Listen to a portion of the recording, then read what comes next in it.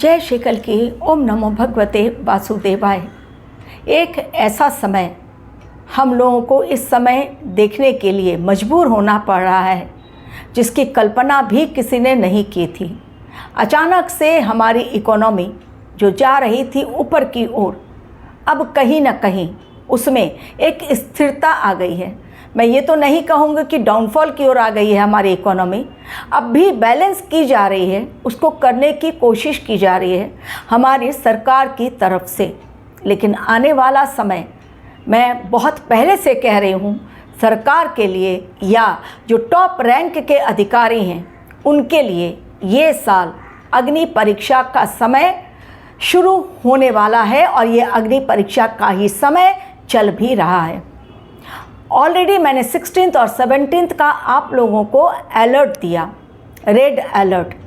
आज के वीडियो में मैं बताऊंगी 16 मई की ज्येष्ठ माह की अमावस्या क्यों है इतनी इम्पॉर्टेंट, कि उसे लेकर ज्योतिषीय दृष्टिकोण से सावधानी बरतने के लिए क्यों सलाह दी जा रही है सभी ज्योतिषियों के द्वारा।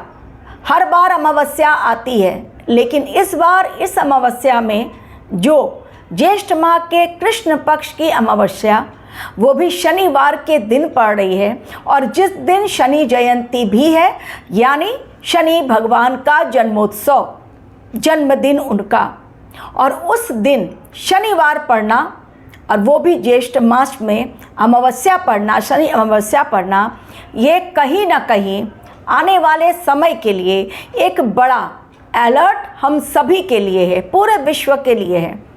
किन घटनाओं की आशंका आज के मेरे वीडियो में मैं क्लियरली आपको बताऊंगी ज्योतिषीय दृष्टिकोण से, तथ्य के साथ। और देखिए किस प्रकार वो घटनाएं जब घटेंगी, आने वाला एक महीना है बहुत इम्पोर्टेंट।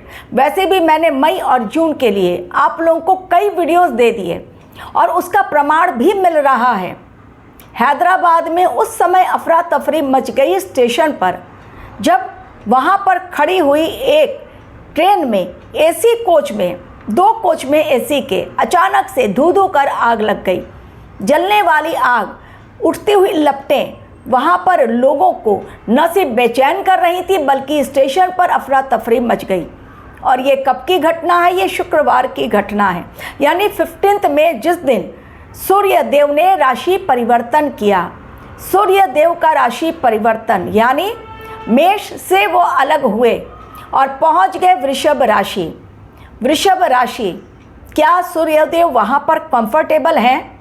जिस घर में हम खुद कंफर्टेबल नहीं होते हैं, वहाँ हमें बहुत सारी प्रॉब्लम्स का सामना करना पड़ता है, हम बेचैन हो उठते हैं, यानी हमारी एनर्जी पॉजिटिव नहीं रह पाती।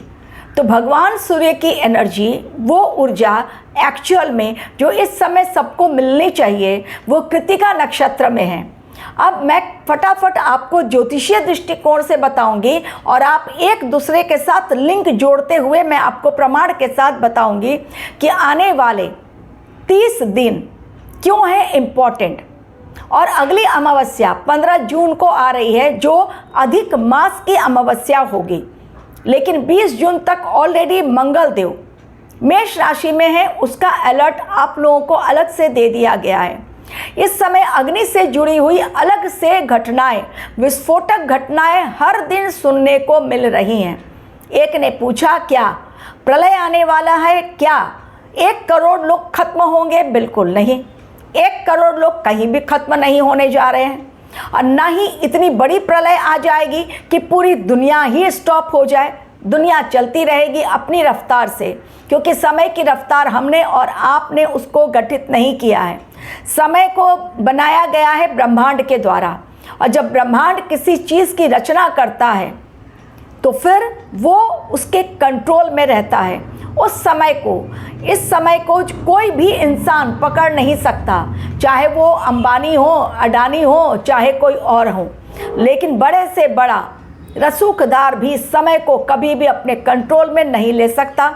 यदि आपको भी अपनी कुंडली की एनालिसिस करवानी है, किन ग्रह के कारण, किन नक्षत्रों के कारण और किस योग के कारण आपके जीवन में आ रही है परेशानी और उसका निदान क्या है, समाधान क्या है, आपको यदि जानने में उत्सुकता है, सीरियस हैं आप, तो ही मेरे ईमेल आईडी पर क्लिक करें जो डिस्क्रिप्शन बॉक्स में दी गई है। अब स्टार्ट कीजिए। जिन कड़ियों को मैं जोड़ती जा रही हूँ आप भी उन्हें समझने की कोशिश कीजिए। फिर मैं बताऊँगी 30 दिनों के अंदर वो घटनाएं जो घटित होंगी ही, उसे टाला नहीं जा सकता, क्योंकि ये ब्रह्मांड द्वारा ऑलरेडी तैयार किया जा चुका है इस समय को। तो जैसा मैंने कहा, ये समय एक तो खप्पर योग चल रहा है, दूसरा अमावस्या की यदि मैं बात करूं तो शनि जयंती, जिस दिन शनि भगवान का जन्मदिन, शनि अमावस्या शनिवार के दिन, शुक्ल पक्ष इस समय चल रहा है और ज्येष्ठ मास। लेकिन इसके अलावा, ये तो मैंने आपको बता दिया, इसके अलावा जो मेन पॉइंट आ रहा है वो सूर्यदेव वृषभ राशि में पहुँचे हैं, जहाँ पर वो कंफर्टेबल नहीं है, क्योंकि ये राशि उनकी शत्रु राशि है। वहाँ पर वो अपनी ऊर्जा को प्रॉपर चैनल वाइज नहीं कर सकते हैं, पहुँचा नहीं सकते, दूसरों को अपनी ताकत से लाभान्वित नहीं कर पाएंगे।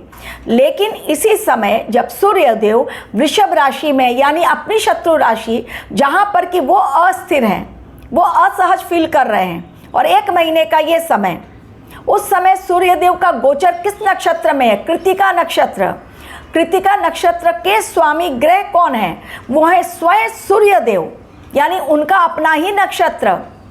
लेकिन उसके देवता कौन है? 2, एक है अधिदेवता उसके अग्निदेव, और दूसरे हैं भगवान कार्तिकेय, जो भगवान शिव के पुत्र हैं। वो कार्तिकेय इसके अधिदेवता हैं और अग्निदेव। अब इस नक्षत्र में सूर्यदेव का रहना और कृत्तिका नक्षत्र में रहते हुए एक अपनी शत्रु राशि में गोचर करना, और शनिवार के दिन 15 तारीख को उन्होंने ट्रांजिट किया और 16 तारीख को शनि अमावस्या, शनि जयंती, शनिवार का दिन। अब शनि भगवान की दृष्टि, पिता है सूर्य भगवान, लेकिन उन पर है शनि देव की वक्रीय दृष्टि। तीसरे भाव में बैठकर, तीसरे हाउस में बैठकर, 3rd हाउस में, वो कहाँ है? मीन राशि में। लेकिन वहाँ से तृतीय भाव से वो दृष्टि डाल रहे हैं, वक्रीय दृष्टि डाल रहे हैं सूर्य भगवान पर। अब चूंकि सूर्य भगवान पर, एक तो सूर्य भगवान वैसे ही असहज, लेकिन पिता सूर्य और पुत्र शनि, तो सूर्य पुत्र शनि जब अपनी वक्रीय दृष्टि से सूर्य भगवान को देख रहे हैं, वो खुद ही अस्थिर हैं, तो उसका असर किस प्रकार पड़ेगा अब वो जान लीजिए और घटनाओं को नोट डाउन करते जाइए। इस 1 महीने में, वो 25 मई तक है सूर्यदेव कृत्तिका में, वहाँ से वो निकल जाएंगे। और कृत्तिका नक्षत्र क्या बताता है हमारे लिए? कृत्तिका नक्षत्र कर्म और अनुशासन का संतुलन।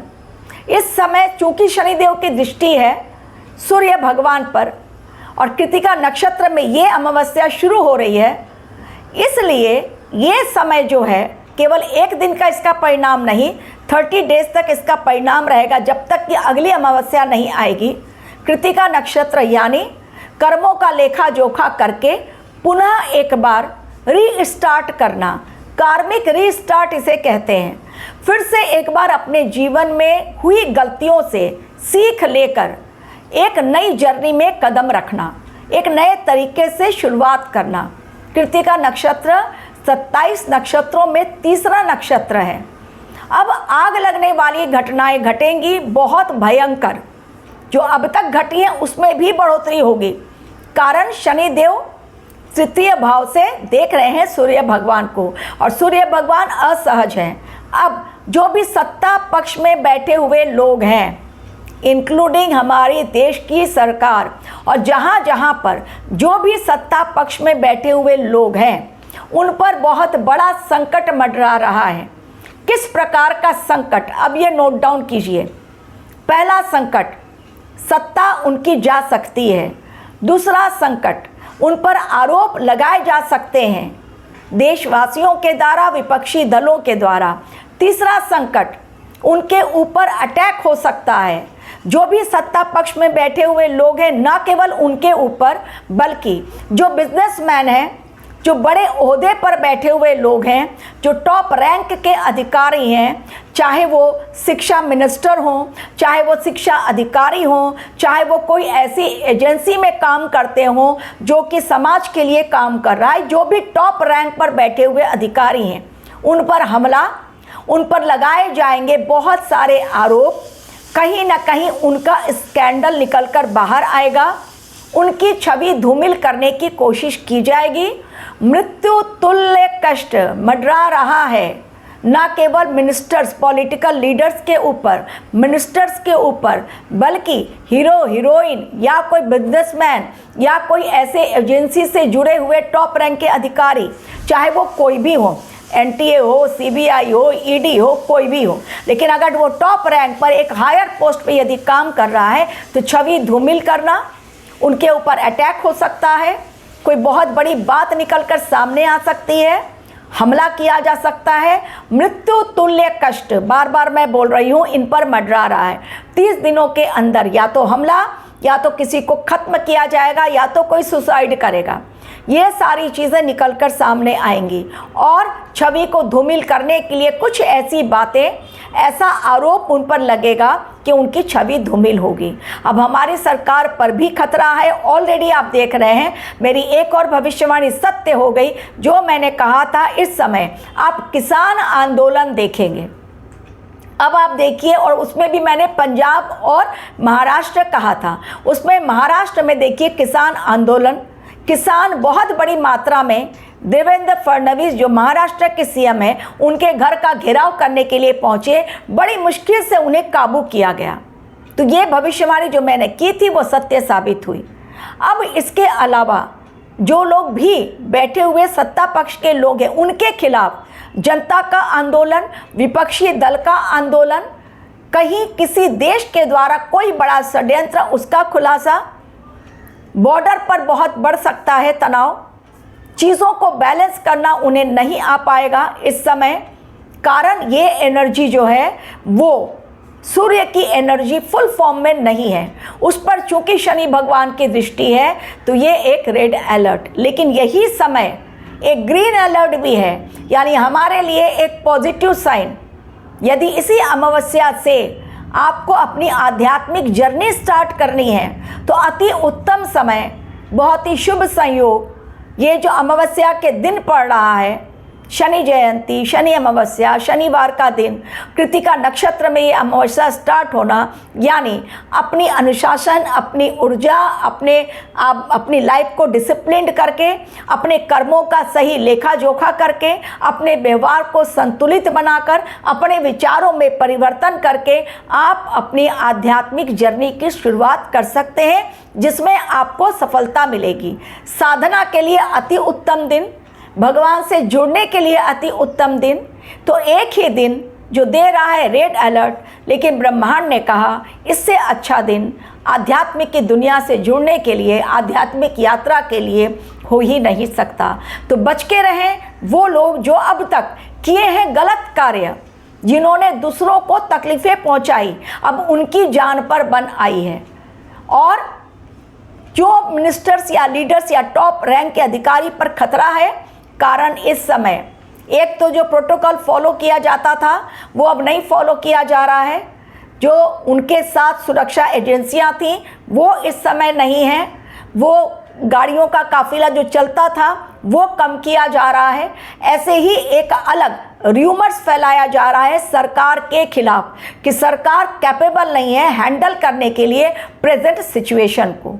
तो ये केवल हमारे देश में नहीं बल्कि पूरे विश्व में ये खतरा बहुत बड़ा मंडरा रहा है, और जिनकी साढ़े साती है या जिनकी ढैया चल रही है उनको भी बहुत संभल कर रहने की ज़रूरत है। वाणी पर रखना होगा बहुत ज़्यादा ध्यान, क्या बोल रहे हैं, कितना बोल रहे हैं और किसके समक्ष बोल रहे हैं, इस पर संतुलन बनाए रखना बहुत आवश्यक है। Thank you very much for watching my video.